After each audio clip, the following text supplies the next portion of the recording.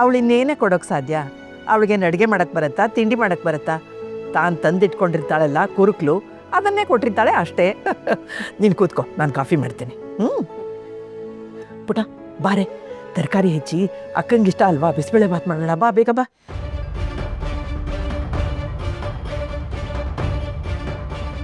ಅಮ್ಮನ ಮುಂದೆ ಈ ವಿಚಾರದ ಬಗ್ಗೆ ಮಾತಾಡೋದು ಬೇಡ, ನಾರ್ಮಲ್ ಆಗಿರು.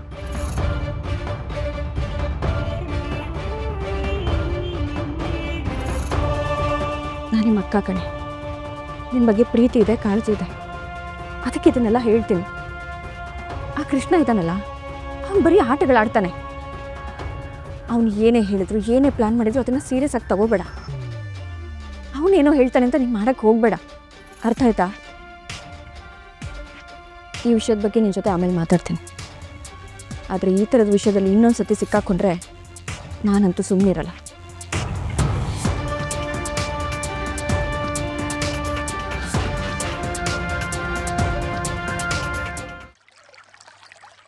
ಅವಳು ನಿಜವಾಗ್ಲೂ ಮನ್ಸವ್ರಿಗೆ ನಿಮ್ಮ ಮನೆಗೆ ಒಳ್ಳೇದಾಗಬೇಕು ಅಂತ ಬಯಸ್ತಿದ್ದಾಳೋ ಏನೋ. ಏಕೆಂದರೆ ಮದುವೆ ಆಗಿ ಅತ್ತೆ ಮನೆಗೆ ಹೊಸದಾಗಿ ಬಂದಾಗ ಹೆಣ್ಮಕ್ಳಿಗೆ ಸ್ವಲ್ಪ ಮುಜುಗರ ಇರುತ್ತೆ. ಈಗ ಆ ಮುಜುಗರ ಬಿಟ್ಟು ಹೋಗಿರ್ಬೋದು. ಈ ಮನೇಲಿರೋರನ್ನ, ಈ ಮನೆ ಸಮಸ್ಯೆನ ಎಲ್ಲ ಅರ್ಥ ಮಾಡಿಕೊಂಡು ಅವಳು ಒಳ್ಳೇದಾಗಲಿ ಅಂತ ಬಯಸ್ತಿರ್ಬಹುದು. ಇರಬಹುದು, ಮಾಡಬಹುದು, ಕೇಳಬಹುದು, ನೋಡ್ಬೋದು. ಎಲ್ಲ ಊಹಾಪೋಹಗಳು ಹೊರಗಿಂದ. ಹಗ್ಗನೂ ಒಂದೇ, ಹಾವು ಒಂದೇ, ಎಲ್ಲ ಒಂದೇ ಥರ ಕಾಣಿಸುತ್ತೆ. ನಂಗೆ ಅದೇ ತಲೆ ಬಿಸಿ. ಅಯ್ಯೋ ಸುಮ್ಮನೆ ಇರು ರಾಚಮ್ಮ, ಯಾವಾಗ ನೋಡಿದ್ರು ಏನೋ ಒಂದು ವಿಷಯಕ್ಕೆ ಅಂತ ಇರ್ತೀಯ ನೀನು. ಸುಮ್ಮನೆ ಇರೋದಿಲ್ಲ ನೀನು. ಅರೇ ಯಶೋಧ, ಅಣ್ಣ ಯಾವಾಗ ಬಂದೆ ನೀನು? ಈ ಕುಟುಂಬಕ್ಕೆ ಒಳ್ಳೇದಾಗಲಿ ಅಂತ ಪುಣ್ಯಕ್ಷೇತ್ರಗಳಿಗೆ ಹೊರಟಿದ್ದೆ. ಪ್ರಯಾಣ ಎಲ್ಲ ಸುಖಕರವಾಗಿತ್ತಾ? ಅದೆಲ್ಲ ಚೆನ್ನಾಗೇ ಆಯಿತು. ನಿನ್ನ ಹತ್ರ ಒಂದು ವಿಷಯ ಕೇಳಬೇಕಣ್ಣ. ಏನಮ್ಮ ಅದು? ಕೃಷ್ಣನ್ನ ಅಂಗಡಿಲಿ ಕೆಲ್ಸಕ್ಕೆ ಸೇರಿಸ್ಕೊಂಡಿಯಂತೆ. ಬರ್ತಿದ್ದಾಗೆ ಯಾರೋ ತುತ್ತೂರಿ ಓದಿದಾರ ನಿನಗೆ? ಹಾಂ, ಯಾರು ಹೇಳಿದ್ದಿದ್ನಲ್ಲ ನಿನಗೆ? ಇನ್ಯಾರು? ರಾಚಮ್ಮನೇ ಹೇಳಿದ್ದು. ಕಲ್ಯಾಣಿ ಬಂದು ನಿನ್ನ ಹತ್ರ ಮಾತಾಡಲ್ಲಂತೆ. ಅವಳು ಮಾತಾಡಿದ್ದು ನಿಜ, ನಾನು ಒಪ್ಕೊಂಡಿದ್ದು ನಿಜ. ಅದಾದಮೇಲೆ ಅವ್ನು ನಡ್ಕೊಂಡ ನಡೆ ನೋಡಿ ಎಲ್ಲ ನನಗೆ ಇಷ್ಟ ಆಗಲಿಲ್ಲ. ಆ ಹೊಲಸು ನೆರಳು ನಮ್ಮ ಅಂಗಡಿಗೆ ಬೀಳಬಾರ್ದು ಅಂತ ನಾನು ನಿರ್ಧಾರ ಮಾಡಿದೆ. ಅವನಂಥದ್ದು ಏನು ಮಾಡ್ದ ಅಣ್ಣ? ಕಲ್ಯಾಣಿಗೆ ಮಾತು ಕೊಟ್ಟಿದ್ಯಲ್ಲಪ್ಪ ಸೂರ್ಯಪ್ರಕಾಶು. ಏನೋ ಬದಲಾಗ್ತಾನೆ ಅಂತ ನಂಬಿ ಮಾತು ಕೊಟ್ಟೆ, ಬದಲಾಗಲೇ ಇಲ್ವಲ್ಲ. ಅವನ ವರ್ತನೆಯಿಂದ ನನ್ನ ಮನಸ್ಸಿಗೆ ಬಹಳ ಬೇಜಾರಾಯಿತು ದೊಡ್ಡಮ್ಮ. ಅದಕ್ಕೆ ನಾನು ನಿರ್ಧಾರ ತಗೊಂಡೆ.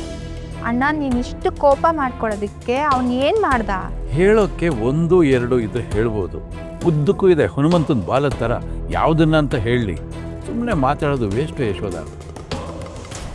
ನೀನು ಸುಸ್ತಾಗಿ ಬಂದಿದ್ಯಾ, ಸ್ವಲ್ಪ ರೆಸ್ಟ್ ಮಾಡು. ಈ ವಿಷಯ ತಲೆಗೆ ಹಾಕ್ಕೊಂಡು ತಲೆ ಕೆಡಿಸ್ಕೋಬೇಡ.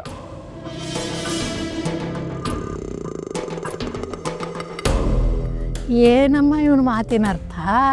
ಏನೋ ನಡೆದಿದೆ, ಅಣ್ಣ ಬಾಯಿ ಬಿಟ್ಟು ಹೇಳ್ತಾ ಇಲ್ಲ ಅಷ್ಟೇ.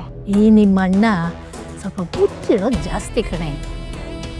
ಎಲ್ಲ ಸಮಸ್ಯೆಗಳನ್ನು ತಾನೇ ಬೆಟ್ಟ ಹೊತ್ಕೋತಾನೆ. ಹೇಳಿದ್ರೇನು ಗಂಟು ಹೋಗುತ್ತೆ? ರಾಚಮ್ಮ, ಹಾಗೆಲ್ಲ ಅಣ್ಣನ ಬಗ್ಗೆ ಮಾತಾಡಬೇಡ. ಇದು ಬೇರೆ ವಿಷಯದ ಥರ ಅಲ್ಲ, ಇದು ಕೃಷ್ಣನ್ ಸಂಬಂಧಪಟ್ಟಿದ್ದು. ಅಣ್ಣ ಹೇಳೋ ಹಾಗಿದ್ದಿದ್ರೆ ಖಂಡಿತವಾಗ್ಲೂ ಹೇಳ್ತಾ ಇದ್ದ. ಒಂದ್ಸಲ ಬಾ ಅಂತ ಒಪ್ಕೊಂಡ ಅಣ್ಣ, ಆಮೇಲೆ ಬೇಡ ಅಂತ ಹೇಳಬೇಕು ಅಂದರೆ ಅದಕ್ಕೇನೋ ಕಾರಣ ಇದೆ. ಅದು ರೆಸಾರ್ಟ್ ವಿಷಯ ಆದಮೇಲೆ ಅದೇನು ಅಂತ ತಿಳ್ಕೋಬೇಕು.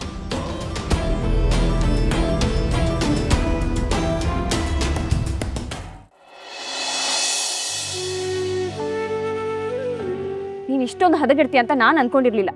ಈ ಥರ ಕೆಲಸ ಎಲ್ಲ ಮಾಡ್ತೀಯ ಅಂತ ಊಹೇನೂ ಮಾಡಿರ್ಲಿಲ್ಲ. ರೆಸಾರ್ಟ್ಗೆ ಹೋಗ್ತೀಯಾ, ಅದು ಯಾವನೋ ಜೊತೆ ಹೆಂಡತಿಯಾಗಿ ನಾಟಕ ಮಾಡ್ಕೊಂಡು.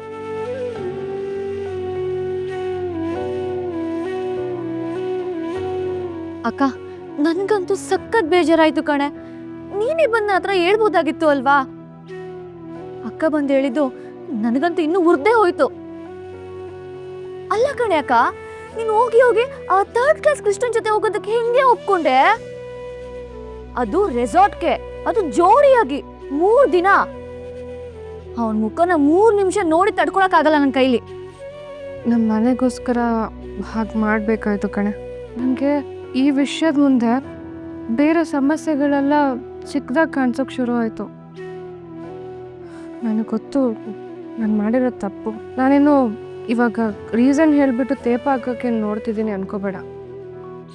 ನಾನು ತಪ್ಪು ಮಾಡಿದ್ದೀನಿ ಅಂತ ನನಗೆ ಗೊತ್ತು. ಇಷ್ಟೆಲ್ಲ ಆದ್ರೂ ಕಲ್ಯಾಣಿ ಅಕ್ಕ ಇಲ್ಲಿ ಗಂಟ ಬಂದು ನಿನ್ ಕಪಾಳಕ್ಕೆ ಹೊಡೆದೋಗಿಲ್ವಲ್ಲ, ಅದೇ ನಂಗೆ ದೊಡ್ಡ ಶಾಕ್ ಕಣೆ. ನಿಂದು ಬಿಡು, ನನ್ನ ಮಗನ್ ಕೊಡ್ಬೇಕಿತ್ತು ಕಣೆ 2. ಅವನದೇನು ತಪ್ಪಿಲ್ಲ ಕಣೆ, ಅವ್ನು ನನಗೆ ಹೆಲ್ಪ್ ಮಾಡೋಕ್ಕೆ ಬಂದಿದ್ದ ಅಷ್ಟೇ. ಈ ಕಿತ್ತೋಗಿರೋ ಐಡಿಯಾ ಆ ಕಿತ್ತೋಗಿರೋ ನನ್ನ ಮಗಂದೆ ತಾನೆ. ಐಡಿಯಾ ನಂದೆ, ಅವನು ಜೊತೆಗೆ ಬಂದಿದ್ದ ಅಷ್ಟೆ.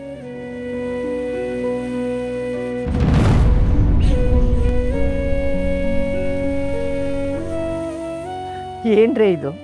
ಸಂಜೆಯಿಂದ ಏನು ತಿನ್ನಿದೆ ಹಾಗೇ ಮಾತುಕತೆ ಆಡ್ತಾ ಕೂತಿದ್ದೀರಲ್ಲ, ಏನು ಜಗತ್ ಮುಳುಗಿ ಹೋಗುವಂಥ ಮಾತು ನಿಮ್ಮದು?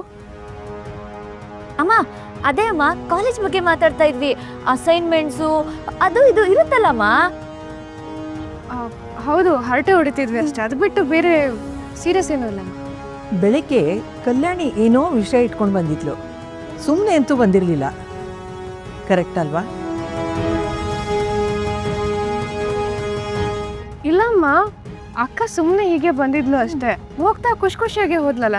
ಮತ್ತೆ ನಾನು ಬರ್ತಿದ್ದಾಗೇನೆ ಹಾಗೆ ಹೊರಟೋಗ್ಬಿಟ್ಲು. ಅದು ಅರ್ಜೆಂಟಾಗಿ ಯಾವುದೋ ಸಿಗ್ನೇಚರ್ ಹಾಕಬೇಕಿತ್ತಂತೆ, ಅವ್ರ ಮನೆಯಿಂದ ಕಾಲ್ ಬಂದಿತ್ತು, ಅದಕ್ಕೆ ಅರ್ಜೆಂಟಾಗಿ ಹೊರಟುಬಿಟ್ಲು.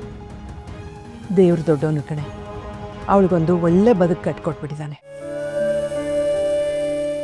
ನಮ್ಮಿಂದಾಗಿ ಅವಳಿಗೆ ಯಾವುದೇ ತೊಂದರೆಗಳು ಬರಬಾರದು ಕಣೆ.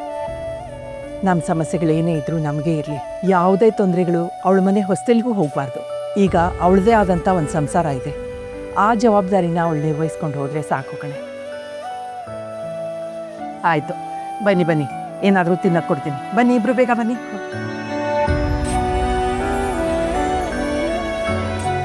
ನೋಡೆ ಅಕ್ಕ, ಅಕ್ಕನೂ ಹೇಳಿದ್ಲು, ನಾನು ಹೇಳ್ತಾ ಇದ್ದೀನಿ, ಫಸ್ಟು ನಿನ್ನ ಕೃಷ್ಣ ಜೊತೆ ಮಾತಾಡೋದನ್ನ ಬಿಡು. ಅವ್ನು ಸರಿ ಇಲ್ಲ ಕಣೆ, ಅವನ ಜೊತೆ ಮಾತು ಬಿಟ್ರೆ ನಿಂಗೂ ನೆಮ್ಮದಿ, ನಮ್ಮೆಲ್ರಿಗೂ ನೆಮ್ಮದಿ.